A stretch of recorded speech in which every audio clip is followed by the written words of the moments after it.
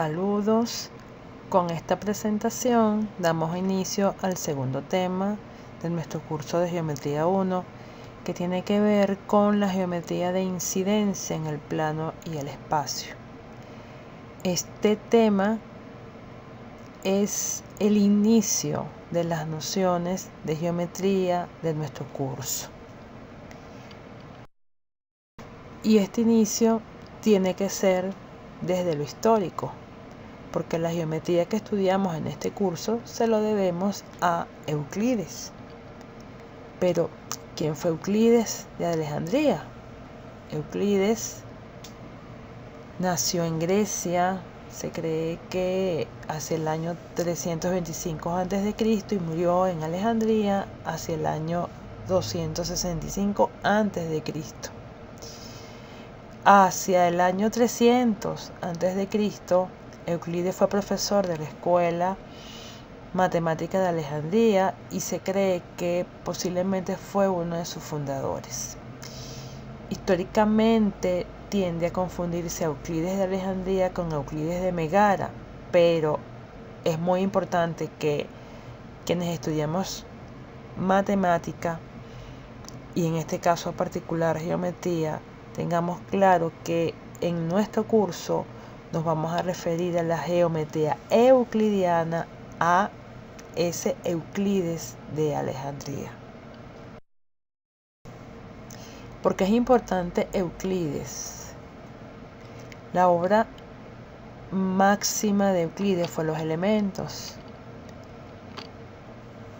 Y a Euclides pues se le considera como el gran sistematizador de la matemática del mundo antiguo, ya que en su obra principal, Los Elementos, él logra exponer la geometría como un sistema formal, axiomático, deductivo, que consta de definiciones, postulados y teoremas demostrados. Esa forma de presentar la geometría ha servido de modelo para todos los sistemas axiomáticos posteriores y además el libro Los Elementos ha servido de ejemplo para todos los textos científicos. Es más, se cree que, o se dice, y realmente es así, el libro Los Elementos es el texto científico más traducido en la historia. Se ha editado en todos los idiomas, en todas las épocas, y se puede decir que durante más de 2000 años ha servido como un modelo de rigor científico y de texto científico. Euclides tiene otras obras, pero digamos la más conocida, la más utilizada ha sido Los Elementos. Justamente el libro Los Elementos, o la edición o la obra Los Elementos, consta de 13 libros. Los libros del primero al cuarto es geometría plana. Podríamos decir que lo que estudiamos en nuestro curso de geometría 1 y 2 en el pedagógico, de alguna manera siguen una pequeñísima parte del contenido de estos primeros 4 libros. Después, los libros 5 y 6 es sobre la teoría de las proporciones. Los libros 7, 8 y 9 sobre los números racionales. El libro 10, método exhaustivo y la teoría de los números irracionales. Y después los libros del 11 al 13 es geometría del espacio.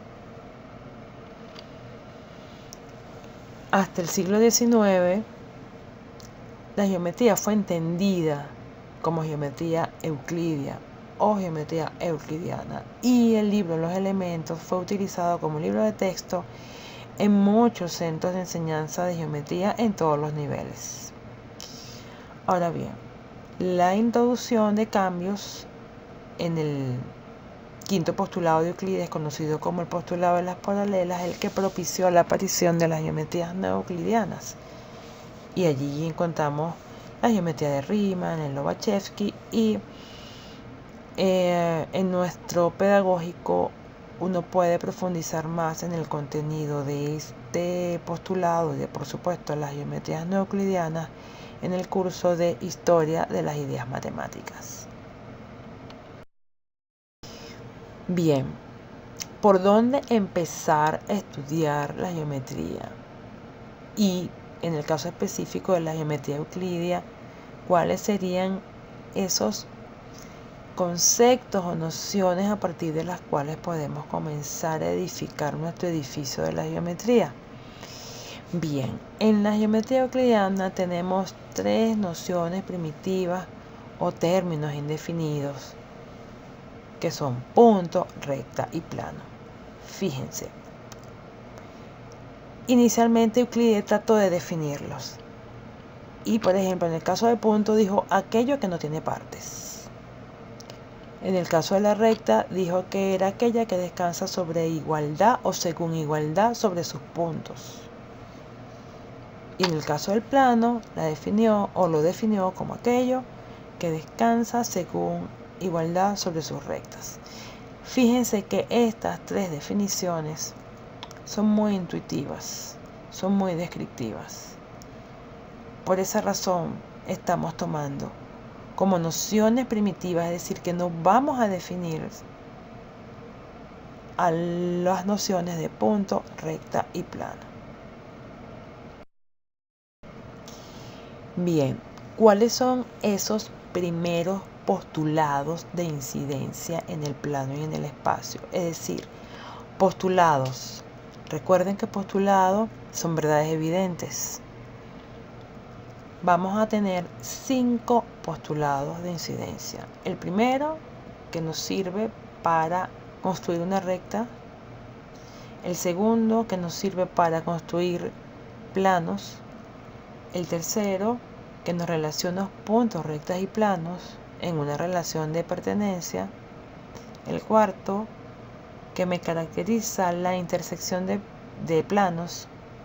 Y el quinto, que me caracteriza la recta, el plano y el espacio. Veámoslo por separado.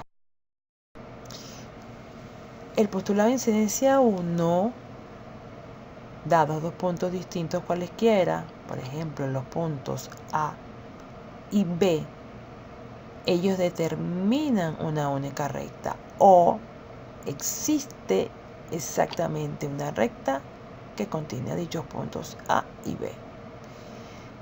Este postulado generalmente uno lo resume como que dos puntos distintos determinan una única recta. El segundo postulado de incidencia dice que tres puntos distintos no colineales determinan un único plano, que vamos a entender como puntos no colineales. Bueno, tres puntos A, B y C que no pertenecen a una misma recta. Entonces, ellos determinan un único plano.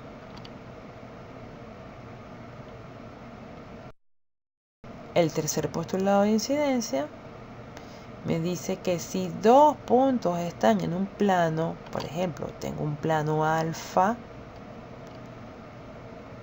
y en ese plano dos puntos A y B, entonces la recta que los contiene también está en ese mismo plano alfa. El cuarto postulado de incidencia afirma que si dos planos diferentes se intersecan, por ejemplo, el plano beta y el plano alfa se intersecan, esa intersección es una recta.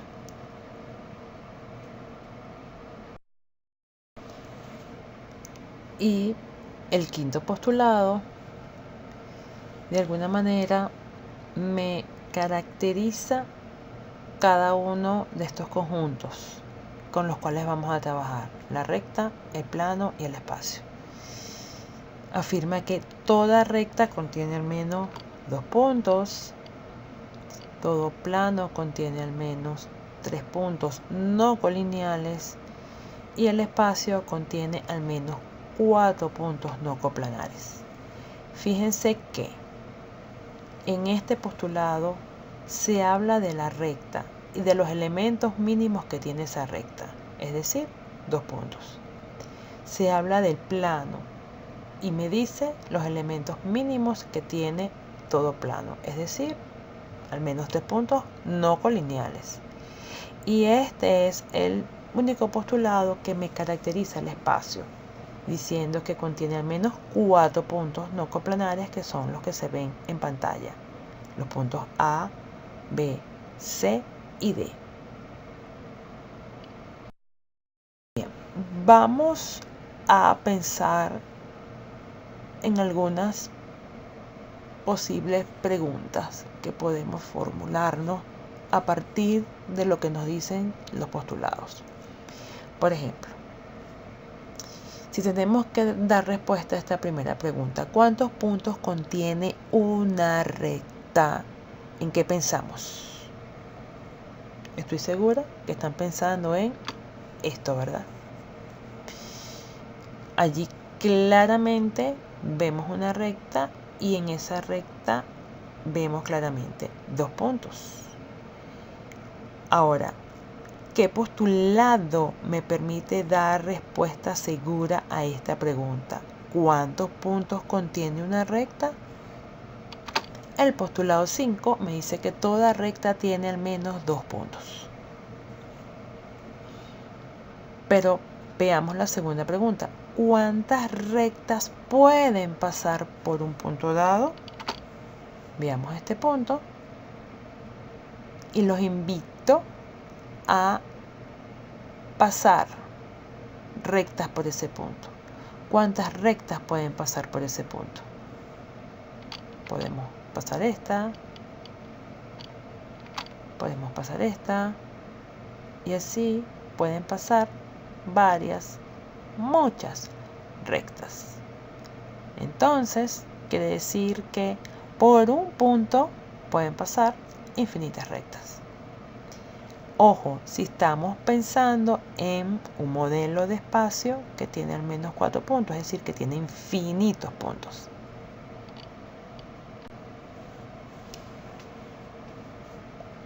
¿Cuántas rectas pueden pasar por 2 puntos dados? Seguramente están pensando en este modelo. Si me dan 2 puntos por esa recta, por esos 2 puntos pasa una única recta. Quiere decir entonces que el postulado 1 es el que me da respuesta certera a esa pregunta. Veamos la otra pregunta. ¿Una recta puede pasar siempre por 3 puntos distintos cualesquiera? Allí sí tenemos que pensar básicamente en 2 cosas. Primero, si yo tengo unos puntos OPQ de esta manera, o si tengo esos puntos OPQ de esta otra manera.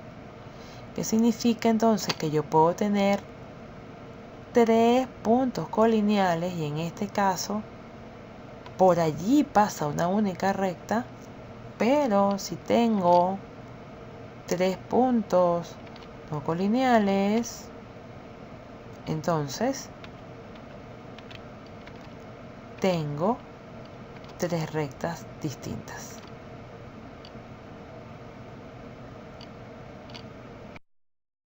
Sigamos pensando. Y en este caso les presento 4 preguntas y veamos esta representación. Una recta con 2 puntos A y B, pero un plano que contiene, un plano alfa que contiene esa recta B, un plano beta contiene esa misma recta B y un plano gamma también contiene esa recta. Puedo considerar estos 2 puntos en la misma recta, o sea que tengo 4 puntos A, B, C, D colineales, pero tengo un punto fuera de esa recta AB, que es el punto E, que está en el plano alfa. Puedo considerar un punto F en el plano beta que no pertenece a la recta AB y también un punto G que está en un tercer plano, pero que no está en la recta AB. Entonces, puedo dar respuesta a estas 4 preguntas que ven en pantalla. Comienzo con la última. ¿Pueden tres planos intersectarse en una misma recta? Allí lo vemos. La recta AB es común a esos tres planos. Por lo tanto, sí es posible tener tres planos que se intersectan en una misma recta.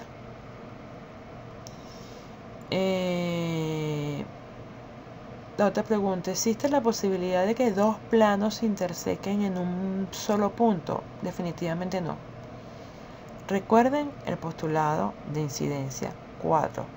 Si dos planos se intersectan, la intersección es una recta. Por lo tanto, si dos planos se intersectan, la intersección no puede ser un solo punto. Dados cuatro puntos cualesquiera, ¿siempre existe un único plano que los contiene? No necesariamente, porque si son 4 puntos cualesquiera, esos 4 puntos muy bien pudiesen ser los puntos A, B, C, D colineales. Y allí yo no obtengo un plano. De esos 4 puntos están en una recta. Ahora, si yo considero los puntos A, B, ellos determinan una recta y fuera de esa recta considero el punto E y el punto F fuera de esa recta AB, bueno, ahí yo puedo tener, puedo hablar de 4 puntos no coplanares y en este caso tampoco tendríamos un único plano que las contiene, porque en este caso tendría dos planos. Y la primera pregunta, ¿cuántos planos pueden pasar por dos puntos distintos? Bueno, si estoy en mi modelo de espacio de 4 puntos no coplanares, yo puedo tener dos planos. La pregunta adicional es, ¿puedo tener tres planos?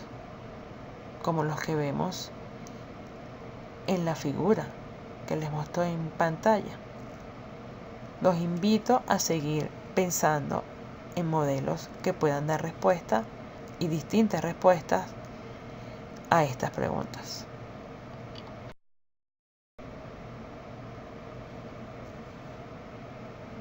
En una próxima presentación trabajaremos con los teoremas y sus demostraciones.